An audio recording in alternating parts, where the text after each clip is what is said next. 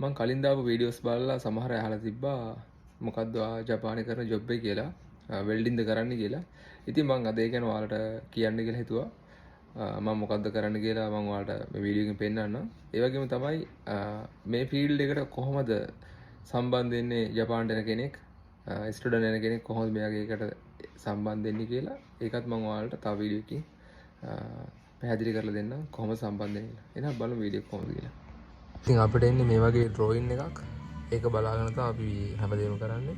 ඉතින් මේ හැමදේම ඉගෙන ගන්න ඕනේ. දැන් මෙතන තියෙන යකඩ ස්ටෑන්ඩ් වගේ මේකේල චේන් එක දුවනවා.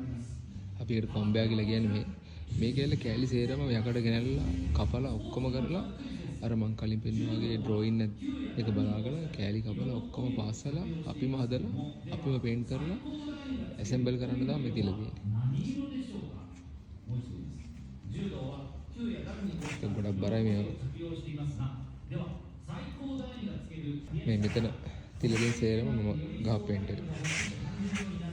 ඉතින් මේ වගේ දෙයක් පේන්ට් කරද්දී පේන්ට් එක දැන් සාමාන්‍යයෙන් මේ කණුවක් වගේ පේන්ට් කරනවා දන්නා පේන්ට් එක ගලනවා.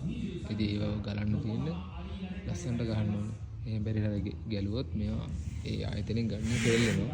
ඒ නිසා හොඳට පුරුදු වෙන්න ඕනේ මේ දේවල්.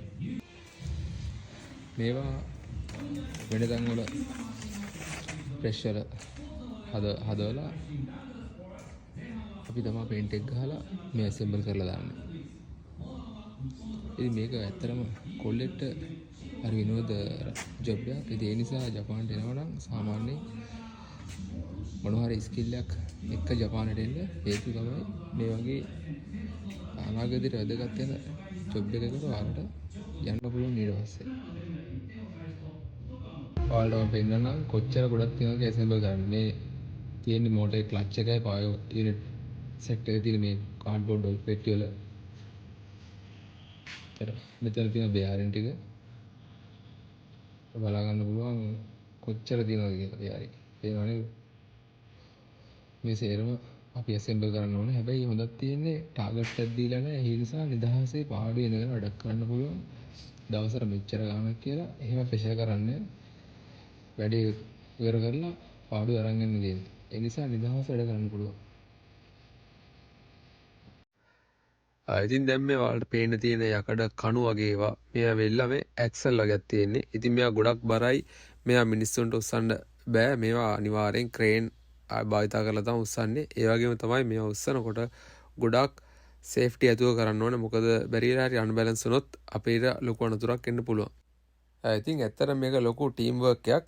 මේ ඇක්සල් අපිට වෙන ආයතනයකින් හදලා අපිට ගෙනත් දෙනවා ඇසෙම්බල් කරන්න. දැන් අපිට තියෙන්නේ මේ ලොකු වීල් මේකට ඇසෙම්බල් කරලා බෙයාරින් ඇසෙම්බල් කරලා අපිට මේක තවත් තැනකට ගිහින් දෙන්න දෙනවා.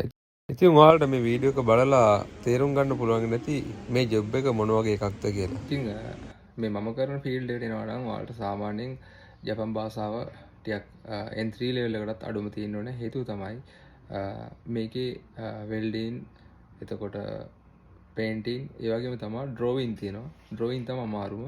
ඉතින් ඩ්‍රෝයින් ඉගෙන ගත්තී ඔයාලට ජපන් OS එකෙන් පාවිච්චි කරන්න දෙනවා AutoCAD කියන ඔයාලා අහලා ඇති. AutoCAD පාවිච්චි කරන්න. ඉතින් ඒක ඉංග්‍රීසි OS එකක් උනත් දාගන්න පුළුවන්. ඒත් ඉතින් CAD ගැන ඔයාලා දන්නේ නැත්නම් ඉස්සල්ලාම මේ ජපන් කෙනෙක්ගෙන් තමයි ඒ ගැන ඉගෙන ගන්න වෙන්නේ. ඒකට ඉතින් කන්ජි එහෙම පොඩ්ඩක් භාවිතා වෙනවා ඒ තැන්වලදී.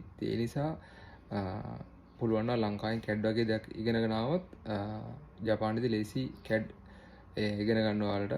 මොකද ඔයාලට බේසික් එක තියෙන නිසා. ඉතින් ඔය මම කියවතුන ඕනේ මේ ෆීල්ඩ් එකට පේන්ට් කිරීම හැකියාව, වෙල්ඩින්, CAD කියන්නේ කම්පියුටර් භාවිතා කිරීම හැකියාව තියෙන්න ඕනේ. ඉතින් ඒ තුනම දිනා ගැන ඔයාලට හොඳ පඩියකට යන්න පුළුවන් ජපානයේ. ඒ වගේම තමයි හොඳ අනාගතයක් තියෙන ජපානයේ රස්සාව නැති වුණත් ලංකාවට ගියත් ඔයාලට ඒකින් වැඩක් ගන්න පුළුවන් ලංකාවට ගිහිල්ලා. ඒ නිසා අර වීසා වලට හැම ලොකුවට ප්‍රෙෂර් වෙන්න ඕනේ නැහැ, බය වෙන්න ඕනේ නැහැ. මොකද ලංකාවට ගියත් කරන්න දෙයක් තියෙන නිසා. ඉතින් ඔයාලා වීඩියෝ එක දැකින්න ඇති ඇසෙම්බල් කරන්න තියෙන දේවල්. ඉතින් මම ඇසෙම්බල් කරලා ඉවරලා මොන වගේ එකක්ද අපි හදලා තියෙන්නේ කියලා ඔයාලට එකක් මම අනිවාර්යෙන් පෙන්නන්නම්. එහෙනම් අපි ඊළඟ වීඩියෝ එකේදී හම්බෙමු. මොකක්ද අපි ඇසෙම්බල් කරේ කියලා බලන්න.